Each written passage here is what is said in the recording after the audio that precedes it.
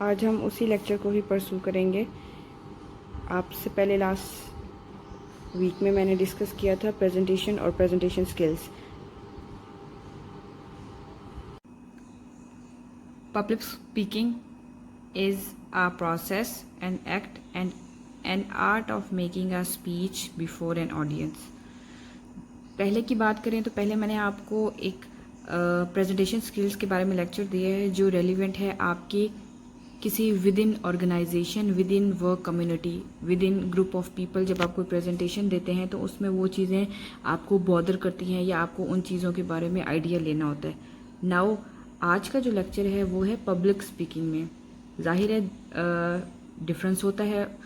जब आप किसी ऑर्गेनाइजेशन या किसी भी प्रोफेशनल फील्ड में आप एज अ पार्टिसिपेंट काम कर रहे होते हैं, वहाँ का बोलना और जब आप पब्लिकली किसी के सामने स्पीच देते हैं वो बोलना आपका, there is a chain of difference between them. I hope आपको ये चीज़ समझ आ रही होगी कि मेरा आज इंटेंशन क्या है टूवर्ड्स द पब्लिक स्पीकिंग। वैसे तो कहा जाता है कि जब आप कुछ बोलते हैं, आप बेशक किसी एक बंदे से बात कर रहे हैं या आप किसी पूरे ग्रुप से बात कर रहे हैं या आप किसी ऑर्गेनाइजेशन से बात कर रहे हैं या आप अपने हायरिंग अथॉरिटी से बात कर रहे हैं, तो आपने स्ट्रक्चर्ड वे में बात करनी होती है, आपने वेल बिहेव्ड मैनर में बात करनी होती है और आपने अपनी जो इंटेंशन है टू द पॉइंट रखनी होती है। मींस आपने अपनी मीडियम ऑफ मैसेज पे ही आपने फोकस करना होता है। सेकेंड थिंग, यहाँ पे आपके पास पब्लिक स्पीकिंग की एक डेफिनेशन है, the process of speaking to a group of people in a structured deliberate manner intended to inform, influence and entertain the listener. अब यहाँ पे ये जो तीन चीज़ें हैं ये आपकी पब्लिकली भी आपको बॉदर करती हैं। मीन्स आपको माइंड में रखना होता है और अब आप जब प्रेजेंटेशन दे रहे होते हैं तब भी आपने ये सारी चीज़ें माइंड में रखनी होती हैं। फर्स्ट थिंग कि आपने मैनर्ड फॉर्म में अपनी प्रेजेंटेशन को बोलना है। सेकंड थिंग, आपकी इंटेंशन क्या है, इन्फॉर्म करना है, दूसरों पे इन्फ्लुएंस करना है और एज वेल एज इंटरटेन भी करना होता है।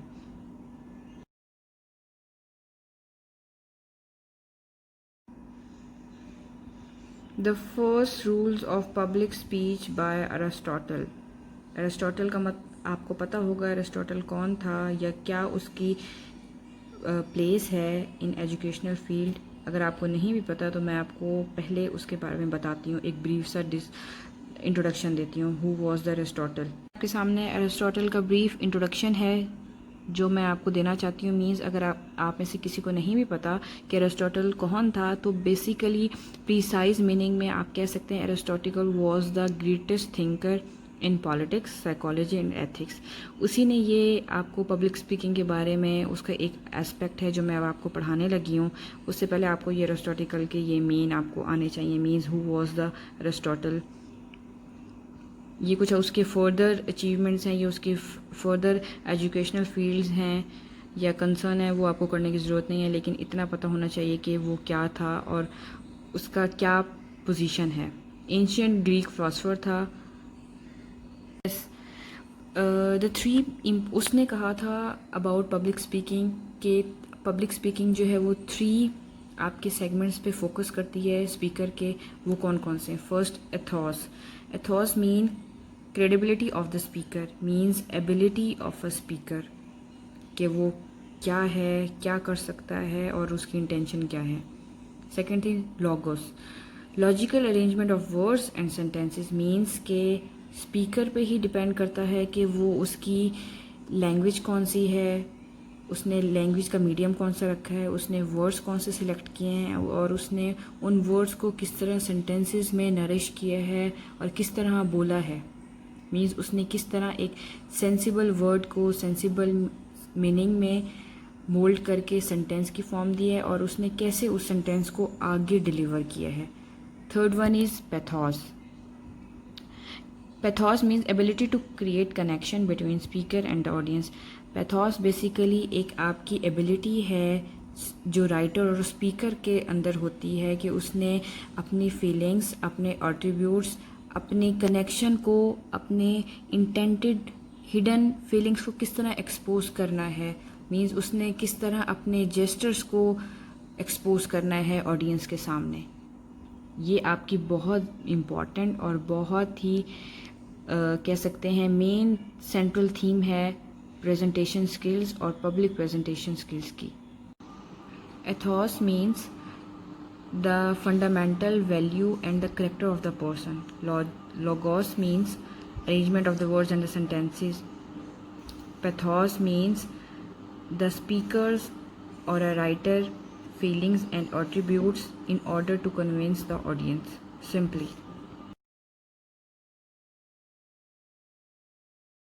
Now comes to modern elements of public speaking. मैंने आपको सिर्फ एक राइटर का रेफरेंस करवाया इसी वजह से कि ताकि आपको जम्बलिंग ना हो कॉन्सेप्ट लेने में। आप एरिस्टोटल का सिर्फ मैंने एक कॉन्सेप्ट इसलिए आपको दिया है ताकि आपको क्लियरिटी हो जाए, कुछ रीसेंट वर्क से कोरिलेट आपको चीज़ें पता चलें कि उन्होंने भी इन चीज़ों के बारे में किस तरह फोकस किया था या कितने बड़े बड़े फिलोसफर्स ने आपको रेफरेंस दिया जो आज तक हम as a teacher reference quote कर रहे हैं अपनी लर्निंग में। मॉडर्न एलिमेंट्स, अब मॉडर्न एलिमेंट्स क्या है?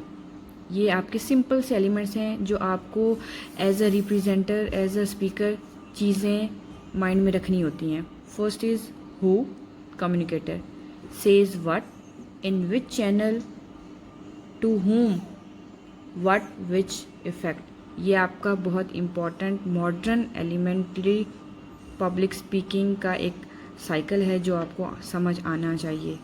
Things that precedes writing a speech, ये कुछ ऐसी चीज़ें हैं जो आप जब आप अपनी प्रेजेंटेशन पब्लिकली कंपोज कर रहे होते हैं या सोच रहे होते हैं, समझ रहे होते हैं, तो आपको ये चीज़ें चाहिए होती हैं कि ये चीज़ें कलेक्ट करें।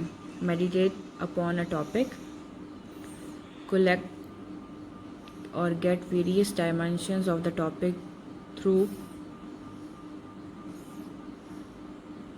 over on experience, famous scholars and books means references, website decisions, ये डिपेंड करता है आपके टॉपिक पे कि आप क्या क्या डिसीजंस में रखते हैं, कौन सी वेबसाइट्स हैं, स्कॉलर्स हैं या बुक्स हैं, उनके रेफरेंसेस देते हैं। अदरवाइज़ ये ऊपर 3 टॉप मेन स्टेप्स हैं जो आपके ही प्रेजेंटेशन को स्ट्रॉन्ग करते हैं।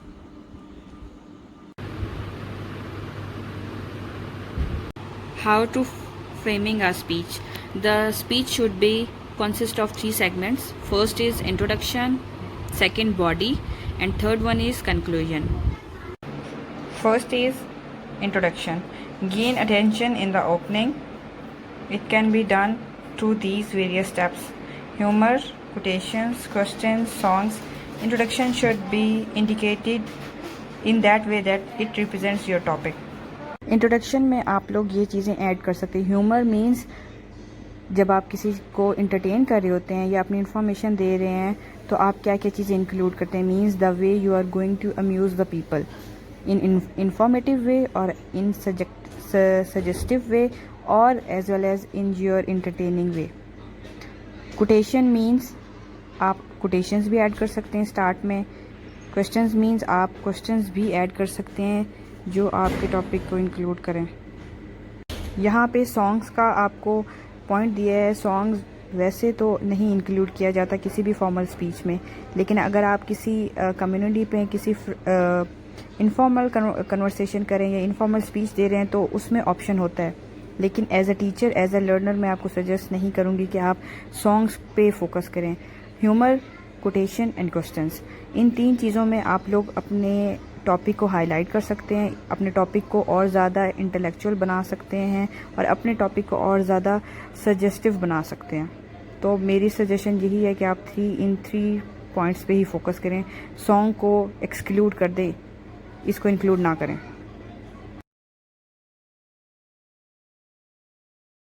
Second point is body of your speech के मीन्स बॉडी ऑफ स्पीच में क्या क्या चीज़ें आती हैं। Elaborate the subject means subject means आपका टॉपिक कि आपने अपने टॉपिक को डिस्कस करना है।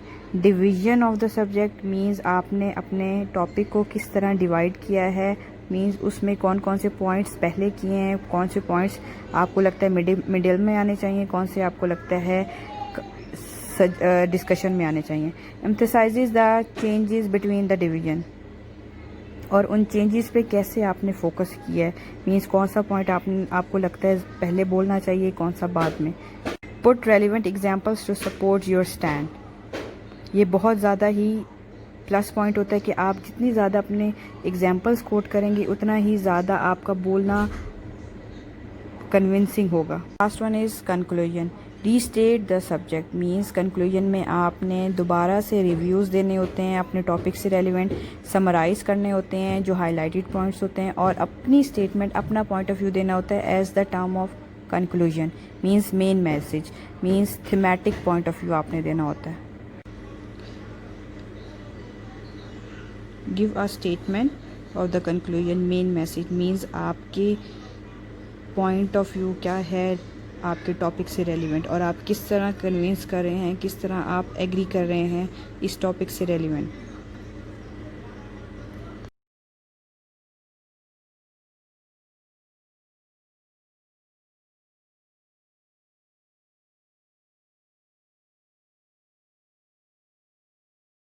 Who's afraid of speaking, public speaking? अब ये आगे आपके स्टेप्स हैं कि आपकी सक्सेसफुल पब्लिक स्पीकिंग कैसे हो सकती है। How to present a successful public speech? Some of the factors are out of the speaker's control. However, the remaining 98 of the success will depend on how will the presenter follow the preparation, practice and performance. ये same presentation skill वाले ही phenomena है, वही steps हैं same जो हमने presentation skills में किए थे। These are the points which a presenter must be confident, must be careful while delivering a public speech. These are the points, ये आप देखें, और इसमें यही चीज़ें हैं जो स्पीकिंग और डिलीवरिंग पावर में डिफरेंस देती हैं। These are the things that make a presenter fearful, so don't do these things. These are the factors that influence public speaking. These are very important and significant. This is the summary of the public speaking skills. These are some plus points as a presenter, as a speaker should narrate in his mind before exposing himself in front of audience. Learn to control your nervousness, relax, know the room, know the audience, know the material. Voice techniques: speak clearly, vary the pitch and tone, vary the space and choose appropriate accent, stay confident and don't forget to smile at the audience. Class, this was my lecture from public speaking skills.